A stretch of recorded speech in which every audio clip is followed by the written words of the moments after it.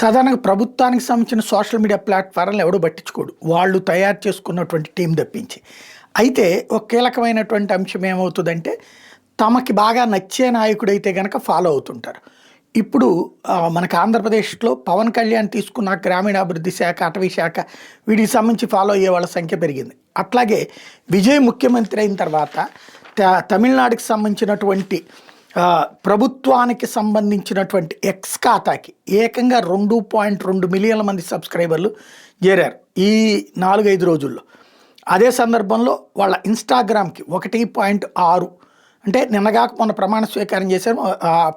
ఆదివారం నాడు ఆ ప్రమాణ స్వీకారం చేసినప్పటి నుంచి వరుసబెట్టి ప్రభుత్వ ప్లాట్ఫామ్స్కి, అంటే విజయ్కి యూత్ ఫాలోయింగ్ ఎక్కువ ఉంటుంది. యూత్ మామూలుగా ప్రభుత్వానికి సంబంధించిన యాక్టివిటీస్ని పట్టించుకోరు.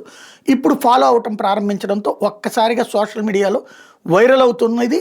ఆ వీడియోస్ని ఫాలో అప్ చేస్తున్నారన్నమాట.